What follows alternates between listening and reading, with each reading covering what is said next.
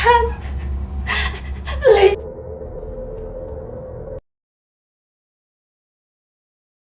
pun mundur ke belakang saat Jeongmin mendaftarkan dirinya untuk membantu omnya Jian sebagai pembantu membereskan gudang di belakang rumah. Balik ke saat ini, Jeongmin sedang teleponan dengan seseorang. Tampaknya orang inilah yang menyuruh Jeongmin untuk melakukan ini semua. Nah, yang lebih menegangkannya lagi, orang telepon itu menyuruh Jeongmin untuk menghabisi Jian. 나보고 죽이라고요? Tapi sebelum menghabisinya, Jeongmin malah menceritakan apa yang terjadi saat ini. Cerita pun kembali mundur ke belakang saat Jeongmin dan teman kuliahnya sedang membicarakan sebuah website ilegal bernama Mother Help, yang mana itu adalah website yang dikelola oleh omnya Jian cuy. Tapi saat ini mereka hanya mengira website ilegal itu cuma mitos atau legenda. Nah, singkat cerita saat mereka pulang ke kosannya, sudah menunggu abang-abang botak dan komandannya Om Jian cuy. Jeongmin dan temannya disuruh untuk meretas atau menghack sistem dari Mother Help. Selain meretas, Jeongmin juga disuruh melacak alamat IP yang bisa mengetahui di mana sih lokasi gudang dari Mother Help itu. 했어요. 잠깐만요. Dari sinilah Jeongmin diberikan tugas untuk memata-matai omnya Jian dan juga Jian. Berawal dari Jeongmin yang berpura-pura ingin bekerja paruh waktu di gudang omnya Jian dan merekam apa saja yang ia temukan. Selain itu, Jeongmin diharuskan untuk masuk ke dalam sistemnya Mother Help secara langsung untuk bisa menginjeksi sebuah virus. Makanya Jeongmin lagi berpikir keras nih, bagaimana caranya menemukan celah supaya dia bisa melakukan ini semua cuy. 내가 컴퓨터가 좀 고장이 난 것 같아서 그거 수리 좀 해줄 수 있을까? Di luar nalar, tiba-tiba omnya Jian minta tolong pada Jeongmin untuk membetulkan komputernya yang sedang rusak. Wah, kebetulan banget, Jeongmin pun langsung melakukan keahliannya sebagai mahasiswa IT dengan bilang kalau komputernya Om Jian terkena virus malware. Nah, di saat inilah Jeongmin menanamkan virus yang nantinya akan merubah jalan cerita ke depannya cuy. Singkat cerita, di malam harinya omnya Jian masuk ke dalam websitenya Mother Help. Jadi, Jeongmin menanam sebuah virus yang dapat membuat dia bisa melihat apapun yang omnya Jian lakukan pada komputernya. Jeongmin pun bisa melihat username dan password untuk masuk ke dalam website Mother Help itu coy. Tapi di sisi lain, komandannya Om Jian tidak sabaran. Ia pun mengutus abang-abang botak ini untuk segera menghabisi Jeongmin. Sebenarnya kenapa sih komandannya Om Jian ini mau melakukan ini? Sabar cuy, nanti kita akan tahu kok. 나한테 진짜 죽이는 계획이는. Karena terus ditekan oleh komandannya Om Jian, Jeongmin pun berpikir keras bagaimana caranya bisa mendapatkan akses ke gudangnya Mother Help. Akhirnya Jeongmin pun menggunakan rekaman suaranya Jian yang seakan-akan Jian sedang dalam bahaya. Padahal ya rekaman suara ini hanya bohongan cuy. Dia menggunakan teknologi AI. Tapi hal ini tuh ternyata cukup membuat omnya Jian tertipu dan percaya bahwa Jian memang sedang dalam bahaya. Dan omnya Jian harus percaya pada si Jeongmin. Jeongmin pun diikat walaupun pada akhirnya ia pun dilepaskan. Sedangkan omnya Jian berjalan ke WC dan di saat Jeongmin menghampirinya, Om Jian telah tiada. Bukannya bersedih, Jeongmin pun malah tertawa bahagia. Seakan-akan dia berhasil memenangkan sebuah turnamen. Emang bener-bener psikopat cuy. Tapi Jian bukanlah seorang gadis yang lemah. Jian malah mempermainkan Jeongmin dengan melontarkan kata-kata yang membuat Jeongmin menjadi goyah. Jian memanfaatkan ketidakstabilan mentalnya Jeongmin dan mencari celah untuk kabur. Dan yang terjadi, Jian yang punya skill bela diri berhasil kabur dari maut. Bukan cuma berhasil kabur aja nih, tapi Jian berhasil membuat Jeongmin jadi tidak berdaya. Gokil juga nih cewek. Di sisi lain, Min Hye dan Brother pun sedang recovery dari luka tembak yang ia alami. Brother pun menghancurkan tembok untuk menemukan gudang rahasia omnya Jian untuk menyimpan senjata. Sementara itu, Seongjo memanggil pasukan tambahan cuy. Selain tambahan pasukan, Seongjo pun juga memanggil pasukan berteknologi canggih. Seekor robot anjing yang bisa disetting sesuai perintah. Setelah robot anjingnya bergerak, pasukan gelombang kedua ini pun mulai bergerak. Tapi di sisi lain, Brother menutup pintu rumah ini cuy. Pasukan kedua pun buru-buru masuk ke dalam rumah. Walaupun akhirnya Brother dan Min Hye berhasil berlindung di balik pintu anti peluru. Namun robot anjing ini berhasil menahan pintu supaya pasukan kedua berhasil masuk ke dalam rumah juga nih. Keren banget ya. Dari luar terlihat seperti rumah sederhana, tapi ini tuh ternyata seperti benteng. Jadi sekarang kondisi bener-bener genting. Di dalam rumah, Min Hye dan Brother harus melawan seluruh pasukan dengan senjata lengkap. Di sisi lain, Jian benar-benar bingung harus ngapain setelah tahu kalau Jeongmin lah yang menghabisi omnya. Dan semua kekacauan yang terjadi di hidupnya ini terjadi begitu cepat. Ia pun membaca halaman demi halaman dari dokumen yang omnya tinggalkan. Di sana, omnya sama sekali tidak memaksa jika Jian untuk meneruskan usaha omnya ini. Omnya Jian memberikan pilihan padanya untuk kabur dengan identitas baru, nama baru, dan segepok uang. Sama sekali pokoknya tidak ada paksaan nih bagi Jian cuy. Tapi jika Jian ingin meneruskan usaha omnya, ya omnya akan sangat senang sekali. Sudah tentu Jian galau banget memilih pilihan yang mana cuy. Kembali ke atas rumah, pasukan kedua mulai bergerak. Mereka melepaskan asap yang dapat melemahkan Min Hye. Namun yang terjadi, Min Hye keluar dengan flashbang dan membabi buta cuy. Dan di saat Min Hye terpojok, Jian muncul sebagai penyelamat.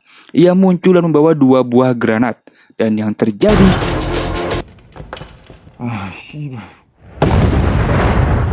seluruh pasukan tumbang, menyisakan ketuanya. Min Hye pun terluka parah. Ketua pun langsung menyerang Jian. Tentu dengan postur lebih besar, Jian tidak mampu melawan. Walaupun ingin sekali menghabisi Jian, tapi Seongjo memerintahkan jangan membunuh Jian. Jian harus dibawa hidup-hidup. Dan tiba-tiba muncullah Pasin yang menjadi dewa penyelamat bagi Jian. Momen ini sangat emosional karena Pasinlah yang menjadi guru dan juga malaikat penjaga bagi Jian selama ini. Di sisi lain, komandan omnya Jian dan seseorang yang bernama Bell sedang mengawasi apa yang terjadi di rumah itu dari kejauhan. Bell pun menyuruh 2 abang botak ini untuk turun tangan. Siapakah Bell, siapakah komandan, dan siapakah 2 abang botak ini nanti kita akan tahu cuy. Untuk menjawab itu semua ya, kita pun mundur 14 tahun yang lalu. 14 tahun cuy. Omnya Jian, Pasin, dan Honda sedang berada di medan perang. Iya cuy, omnya Jian adalah seorang tentara bayaran. Begitu juga dengan Pasin yang merupakan sahabatnya Om Jian. Di sisi lain, Seongjo, abang-abang sniper tadi nih, juga merupakan bagian dari tim tentara bayaran. Di sini Seongjo mempunyai sahabat bernama Bell. Bell ini adalah sosok tentara yang bengis dan tak kenal ampun. Bell dengan santai menghabisi nyawa yang tidak bersalah. Singkat cerita, Seongjo pun menggunakan sniper untuk menyelamatkan omnya Jian, Pasin, dan tim lainnya. Namun sejam berlalu, Bell dan Seongjo tidak kembali. Yang ternyata Bell sedang menghabisi para warga sipil cuy. Yang mana hal ini tuh sebenarnya dilarang dan tidak boleh dilakukan. Tapi hal inilah yang ditutup rapat oleh Seongjo yang merupakan tangan kanannya Bell. Begitu juga saat omnya Jian melihat apa yang terjadi pada anak baru di tim mereka. Seongjo dan Bell pun mengarang cerita kalau si anak baru ini terbunuh oleh warga sipil. Sama sekali tidak ada rasa penyesalan di mukanya Bell. Bener-bener edan.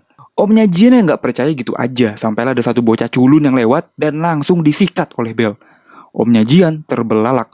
Tak mungkin Bell setega itu menghabisi nyawa bocah tak berdosa. Nah, karena kejadian ini Bell pun disidang di pengadilan internasional bahwa mereka sama sekali tidak boleh menghabisi nyawa warga sipil. Ya di sini Seongjo dengan tegas membela Bell. Dia berpura-pura tidak melihat apa-apa. Dia membela bahwa Bell adalah malaikat penyelamatnya. Semua aman terkendali lah kata Seongjo. Sampailah gilirannya Om Jian. Omnya Jian galau banget. Terjadi pergulatan hati yang luar biasa. Omnya Jian tuh sadar bahwa yang menghabisi anak baru di timnya adalah Seongjo dan juga Bell, bukan si pemberontak cuy. Dari pelurunya aja udah beda. Dia pun melaporkan kecurigaannya ini pada komandannya. Ya ini dia cuy, komandannya Om Jian. Pada akhirnya omnya Jian pun memilih untuk berbohong dan lebih membela Bell. Omnya Jian juga menutupi apa yang Bell dan Seongjo lakukan. Seongjo, komandan, dan juga Bell tersenyum puas. Kejahatan mereka tertutup rapat. Komandan omnya Jian ini pun sepertinya ya lebih membela Bell. Karena Bell adalah aset yang berharga. Bell tidak kenal takut dan bahkan ya bisa disebut sebagai bengis ya. Ini sangat menguntungkan untuk tim mereka. Nah, dari kejadian ini situasi di tim mereka semakin memanas. Terjadi pepecahan terbelah menjadi 2 kubu. Pasin berada di kubunya Om Jian, sedangkan Seongjo si botak kembar ada di kubunya Bell. Mereka saling tidak menyukai satu sama lain. Gesekan itu hampir pecah cuy. Tapi omnya Jian dan Bell masih sama-sama menahan. Omnya Jian pun langsung bilang ke komandan untuk memisahkan dia dan juga Bell. Tapi si komandan lebih mementingkan cuan. Karena mereka sebagai tentara bayaran bekerja untuk pemberi perintah, bukan bekerja untuk negara. Apalagi di misi kali ini mereka harus menangkap gembong narkoboy terbesar di Laos yang menurut si komandannya mustahil apabila Omnya Jian bergerak sendirian. Ini orangnya, gembong narkoba yang harus Omnya Jian tangkap hidup-hidup. Komandan pun berjanji, ini adalah misi terakhir Omnya Jian dan Bell bersama-sama. Omnya Jian pun tak punya pilihan lain. Sebelum berangkat, Omnya Jian pun menegaskan lagi nih pada Bell untuk jangan semena-mena, jangan sekonyong-konyong dalam bertindak. Turuti apa perintah Omnya Jian. Karena di tim ini, Omnya Jian lah komandannya cuy. 다오는 내가 잡을 테니까 나머지 처리해. 혹시라도 현지인 발견되면 경찰한테 넘길 거야. 팀장, 알았어. Singkat cerita, mereka pun dengan mudah meluluh lantakan markas narkoboy ini. Seperti biasa, Bell bermain-main dengan warga sipil. Kali ini Bell membuat lebih menarik. Si warga sipil diberikan pisau dan dipersilakan untuk menyerang Bell. Bell memperlakukan mereka layaknya seekor binatang. Oh ya sudah, tentu pada akhirnya mereka hanya akan dihabisi. Edan cuy, si Bell ini mah anjir. Di sisi lain, Omnya Jian dan Pasim berhasil menangkap gembong narkoboynya. Mereka pun berhasil menangkap sang gembong hidup-hidup. Bukannya segera berkumpul, Ben dan timnya malah menyisir berjalan-jalan mencari warga yang masih hidup. Seong Jo pun menemukan beberapa gadis gemes yang lagi disekap. Seong Jo pun langsung memanggil Bell. Dan yang dilakukan Bell, 뭐 하려고요? boom, edan. Seedan-edannya cuy. Suara ledakan itu pun didengar oleh Omnya Jian. Ia pun datang secepat kilat dan langsung menodongkan senjata kepada Bell. Sudah tidak tahan lagi dengan kelakuan biadab yang Bell lakukan ini cuy. Yang bengisnya lagi ya, Seong Jo dan semua anggotanya tuh membela Bell abis-abisan. Bener-bener gak masuk di akal banget ini ya. Dan ternyata Bell ini diperintahkan oleh komandan untuk menghabisi semua warga sipil cuy. Edan banget ya. Emang dari awal komandan ini tuh bermain dua kaki. Dia menyuruh nih Omnya Jian mengerjakan tugas menangkap gembong narkoboy, sedangkan Bell disuruh menghabisi para warga sipil. Pada akhirnya mereka pun gak punya pilihan lain untuk segera kembali ke markas. Semua berpencar memasang bom untuk meledakkan markas ini.